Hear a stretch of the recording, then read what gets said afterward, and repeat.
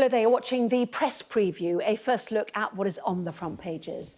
Time then to see what's making the headlines with the Associate Editor of the Daily Mirror, Kevin Maguire, and Whitehall Editor of the Daily Mail, Claire Ellicott. Welcome and great to see both of you.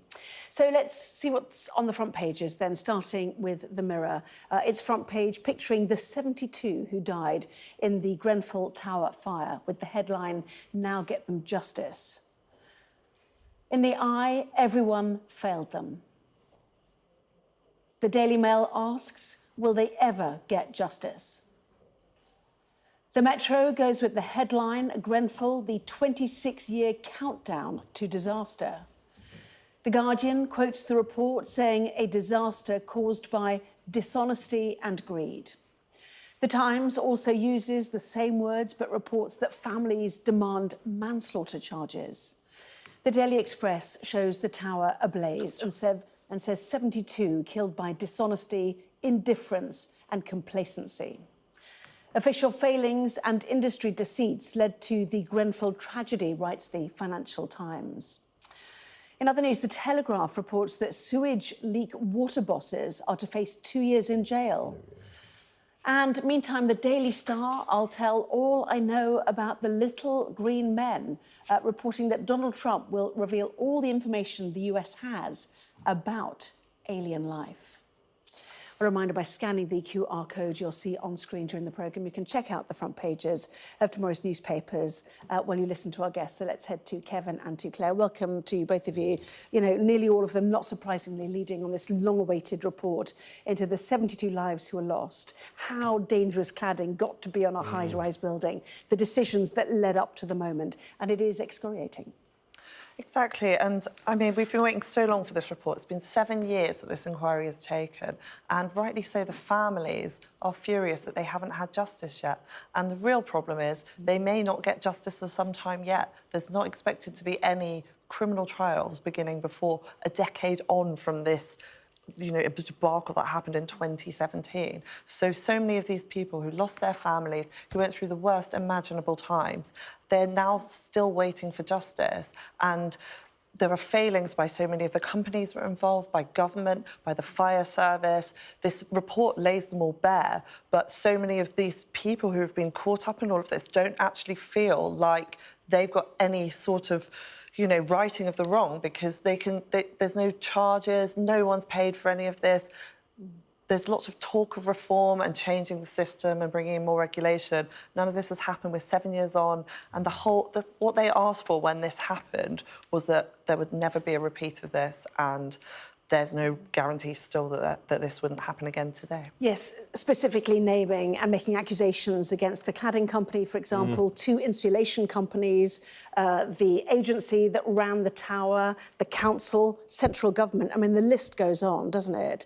But in terms of the 72 who died, you know, was there comfort when we heard the chair of the inquiry say, we can say with some certainty that they died from toxic smoke inhalation before the fire got to them? I mean, this is so distressing for so many people. Yeah, possibly. I think, you know, 3 fell off, jumped out of the building as well, and you just see the faces, and it brings it, because it is about people and how they were treated. And Keir Starmer made the point, because many were working class people of colour, they get ignored by the system. You see this time after time. I thought that was probably the bit of the statement that I don't think a Conservative Prime Minister would have said. Like a Conservative Prime Minister could have delivered the rest. And you look at the faces. There are 7 we still don't have photographs for, but it's just kind of horrific. And the Guardian, Grenfell, a disaster caused by dishonesty and greed. That's absolutely true. But the piece on the front starts on police are under pressure to accelerate the criminal investigation.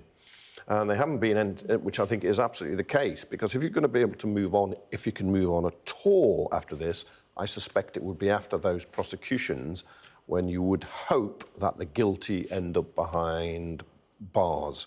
The police haven't been entirely idle. They've taken 50 statements, but they can't just take this report now and say we're going to prosecute all these people. You've got to build a case against them that is based on other evidence. So if you're waiting 10 years for the trials, which is possible, might be 9, might be 10, That is a long, long time. We're used to the wheels of justice going slowly, but this seems ridiculous. And I know it's not straight comparison with the people in the riots, but you got very swift justice there, in part because I think there's just a lot of video evidence. The idiots were filming each other and boasting about it and putting it on social media. So you could put that before a court and they were pleading guilty. This is more complex, I know. But it does just feel it's rather too slow. But you see that 1,700-page report, incredibly thorough. You've got to say, what have they been doing? You can see it is thorough. And again, just like the Hillsborough report or infected blood, you see, there was just a disregard for people. I suspect we'll get exactly the same out of the Post Office report when it finally comes. People or institutions or systems just go their own way, and they forget at the end of the day this is all about people. Yes, and the Daily Mail picking up on the will they ever get justice question as well. Grenfell agony for the families. The Financial Times, official failings and industry deceits led to the Grenfell tragedy. It's not just that, is it? It's the fire service as well, how they operated. The first moment the fire detected, 12:54, but it wasn't until 2:47 a.m. in the morning that the stay-put order was revoked. Hours of waiting. The last rescue at 8:07 in the morning. They still tried to get people out. I was there the next day, and people there, the atmosphere was really extraordinary. You know, this febrile sense of anger that everybody felt, but also people talked about hearing screaming all night coming from that tower. So this whole point of a stay-put order, when it was quite clear that there was a building failure with the cladding on fire vertically up the side of the building. Well, it turned into a funeral pyre, but that is not criticism of the firefighters and their bravery. It is the institution, the London Fire Brigade, the service itself, and those mistakes. And they sticking to the norms, which was that it should have been compartmentalised. Exactly. It was a concrete structure without. So I think you've got that has to be borne in mind because the way the inquiry was constructed, you looked at the night first. And so it felt like firefighters were being thrown to the wolves and unfairly criticised at the beginning. Now you get it in context when you realise the lie and the cheating, the corruption, the skullduggery that turned that building into an inferno. Yeah. Well, the Metro talks about the 26-year countdown to disaster. They talk about a blaze in 1991, another one in London, which led to 6 deaths as well, in which recommendations also weren't followed. One after another, opportunities were missed to change it, and that's why this has to be different. That's the point, isn't it? Yes, and I mean, so many of these problems with cladding were flagged so long ago, and actually they're still not resolved. Loads of buildings in London still have this cladding. And you made reference to the fire. There was a fire in Dagenham recently that had some of this cladding on it. And that was one of the reasons Grenfell was so awful, because no one could almost understand how this fire couldn't be put out. And you had all of this fire brigade everywhere, I remember, and no one seemed to understand why this building was still on fire. And so much of it was, the report talks about the cladding companies that were involved and whether this cladding was just so flammable that it just ignited the whole building. And the idea that, there are still buildings with this stuff on is just unbelievable. Yeah. There is a politics here now. It encompasses part of the Labour period. But the big deregulation drive, when I used to hear, let's have a bonfire of red tape, was in the Cameron period. Eric Pickles gets criticised as the housing minister, just disregarding safety. He denies that, but nevertheless, the report comes out harshly against him. Your front page, the Daily Mirror, just to end on there, a simple message, now get them justice. For the 72, for the survivors, for the community, and indeed for those still living, as you said, in dangerously clad buildings. Well, plenty more still to come, including in the Telegraph, which says that Robert Jenrick is now the front runner in the Tory leadership race after coming top in the first round of voting. Discussing that in just a moment.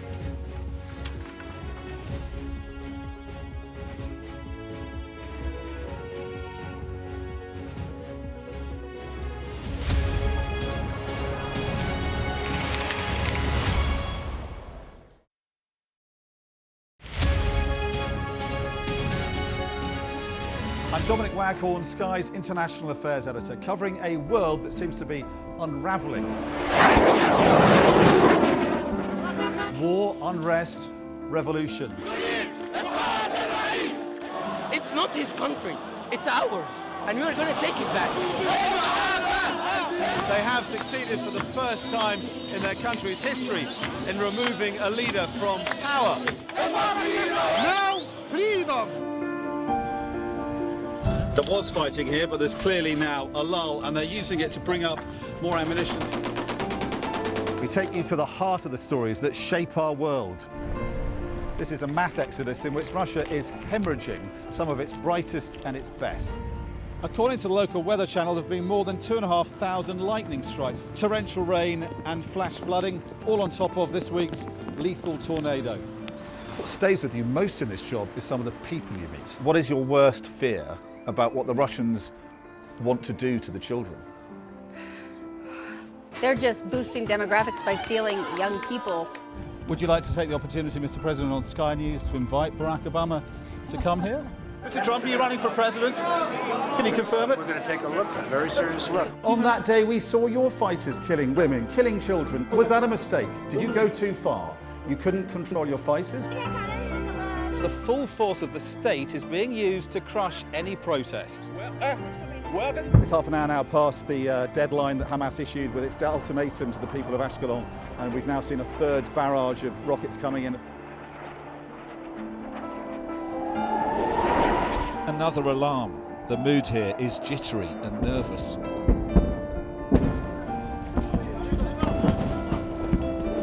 We're seeing the world get more and more divided, and it's our job to try to make sense of it all. Play Sky News. From the Sky News Centre at 7. Now that you're up to date, we can go into a bit more detail. Things can change incredibly quickly. Taken by surprise. Have you ever known a moment like this in British politics before? Yes.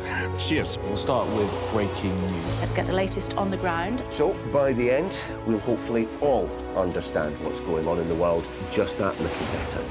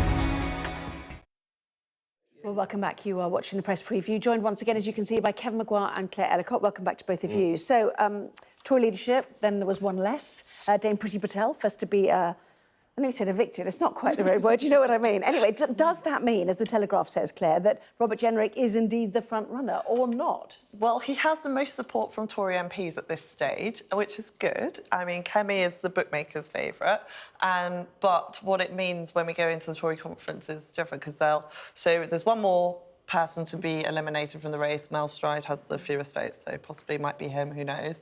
And then 4 Tory candidates go into the conference season where they're then decided, it's then whittled down to 2 of them. So at the moment, we're still very much in the stages of deciding who is I'm loving it. front You're runner. laughing. Well, no, We've done a lot of these.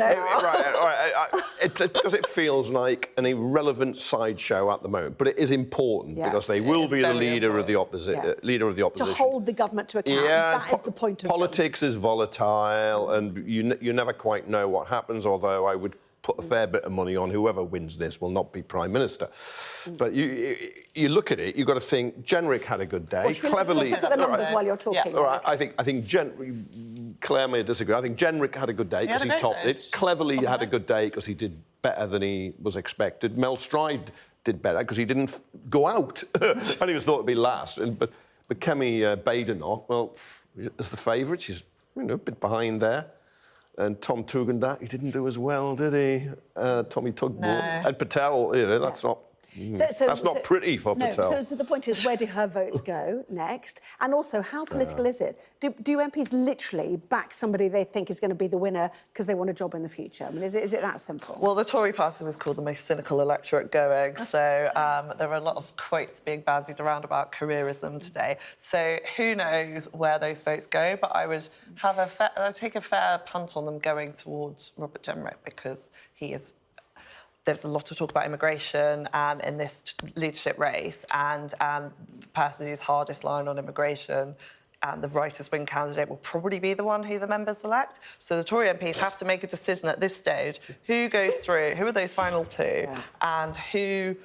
What do they say? And Priti Patel is on the right of the party. She's former Home Secretary. She is hardline on immigration. Robert Jenrick's former immigration minister who quit the government because he was concerned about how immigration wasn't being handled very well. So I feel like those votes will go to him. When the members last time came up with Liz Truss, do you think it would be better that the person they don't pick should be made leader?